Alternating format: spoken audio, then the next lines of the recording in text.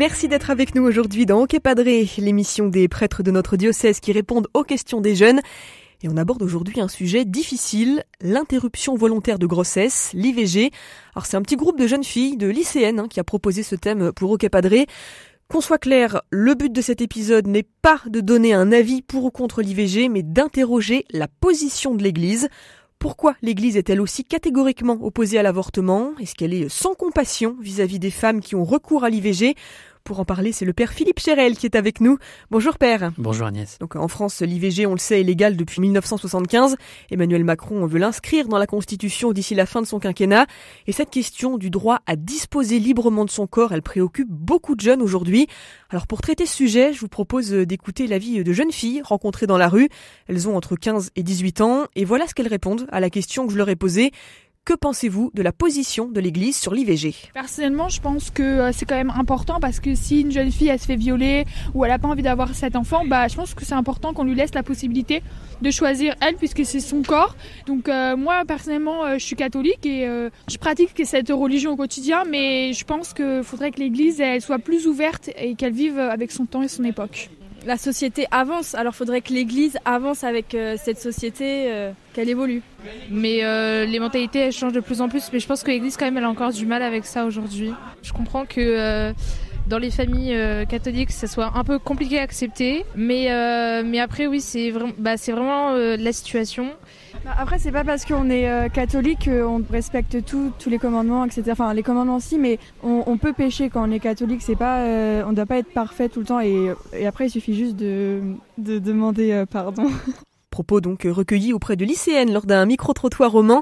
Père Philippe Chérel, vous en tant que prêtre, quelle est votre réaction comme ça, à chaud, en entendant ce petit sondage ? Alors, beaucoup de choses ont été dites. Je trouve que elles sont quand même le reflet vraiment d'une jeunesse qui est pleine de bons sentiments et qui est pleine de bonne tolérance. Mais il y a quand même des choses qui peuvent être vraiment contradictoires par rapport à la foi catholique dans ce qu'elles ont dit. Bon, d'abord, première chose, c'est vrai que ce sont toujours des situations dramatiques et que il n'y a pas de jugement personnel sur les personnes. Et vous disiez, l'Église est-elle sans compassion ? Non, elle est avec énormément de compassion et de miséricorde. Voilà, elle a un grand souci et elle prie pour toutes les personnes qui sont confrontées à ces questions douloureuses et qui ont fait ces choix terribles. Alors ces jeunes filles, elles sont dans le monde, mais elles sont aussi du monde. Et quelque part, l'Église n'a pas à suivre le monde. L'Église, elle est porteuse d'un message qui est éternel, qui est inchangé parce que c'est le Seigneur qui nous l'a donné et elle a quelquefois à être à contre-courant du monde. Et il y a des choses qui sont légales mais mauvaises moralement, contraires à notre foi, à nos valeurs, même si ce mot-là est un peu générique, parce que l'Église, elle dit que la vie humaine doit être respectée et protégée de manière absolue depuis le moment de la conception. Et en cela, le Concile Vatican II le redisait, c'est l'avortement, c'est un crime abominable.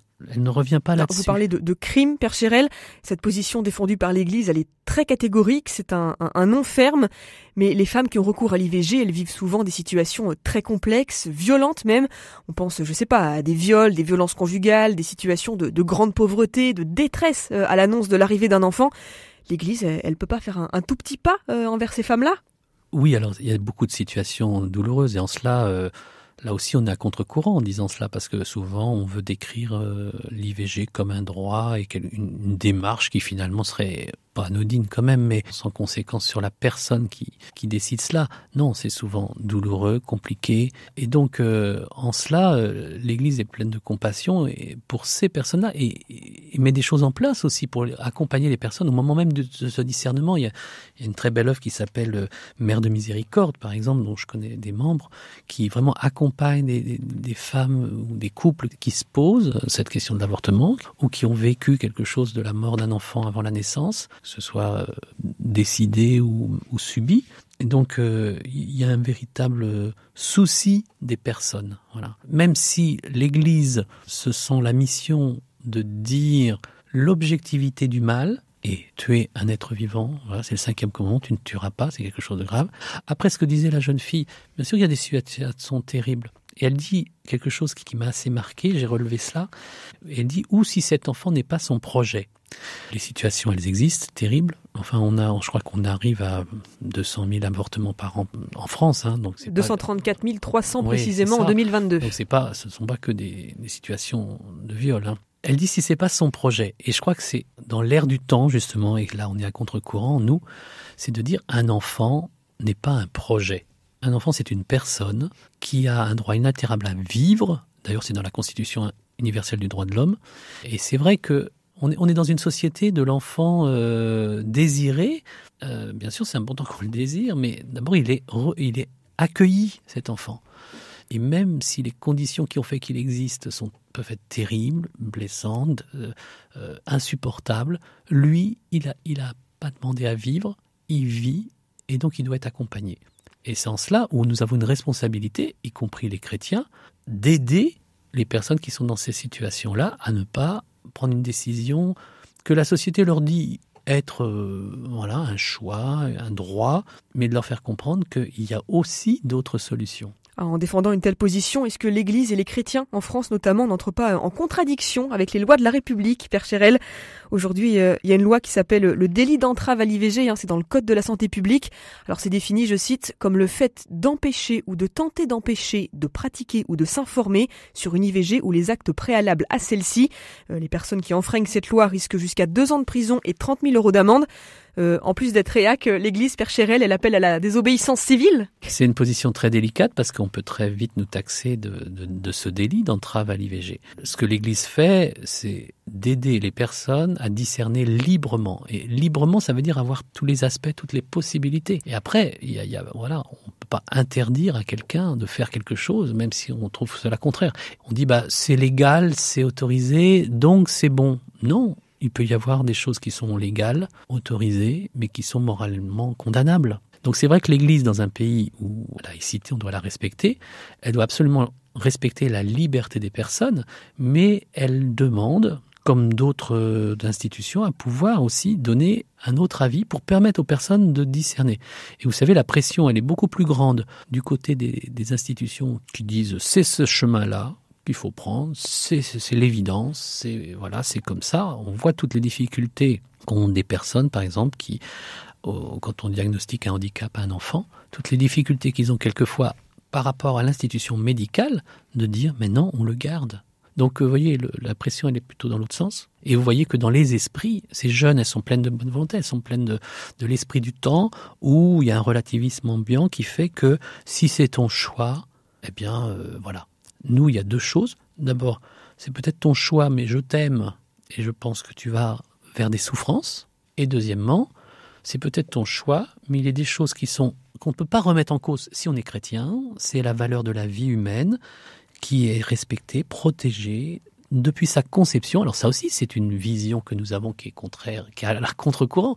Nous croyons, l'Église, les chrétiens croient que la vie commence dès la conception et que l'embryon est une personne. Alors on a droit aussi à avoir une conviction personnelle. Alors vous avez dit les chrétiens ont le devoir d'aider les femmes qui ont eu recours à l'IVG ou qui y réfléchissent. Aider mais sans juger. Les communautés chrétiennes doivent avoir un regard bienveillant, quel que soit le parcours de vie de la personne. On est d'accord ? Bien sûr, totalement. D'abord parce que on ne sait jamais ce que la vie nous réserve. Et deuxièmement parce que c'est le commandement du Seigneur. On ne juge pas les personnes, mais c'est vrai que c'est une véritable ascèse, c'est-à-dire que la personne, on doit l'aimer, inconditionnellement, comme le Seigneur nous le demande.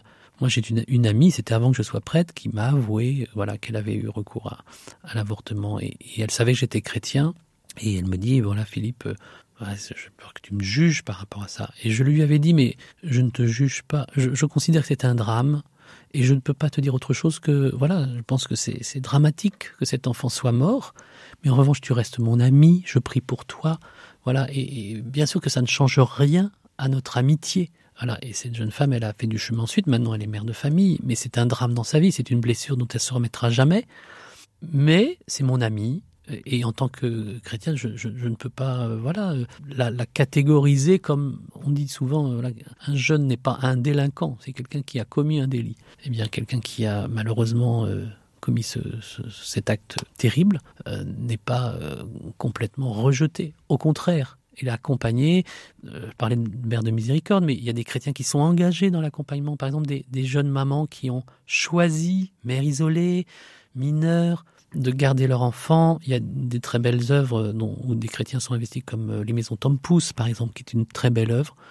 Voilà, parce qu'il y a des solutions. Il faut toujours se dire que nous sommes des êtres pécheurs, donc je ne peux pas juger mon frère, ma sœur.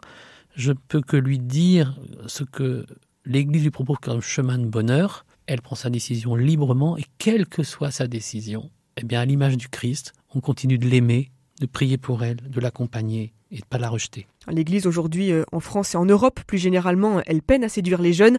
Le nombre de catholiques pratiquants dans notre pays, il recule d'année en année. Alors pour attirer les jeunes, est-ce que l'Église ne devrait pas revoir ses positions et sa vision de la société ?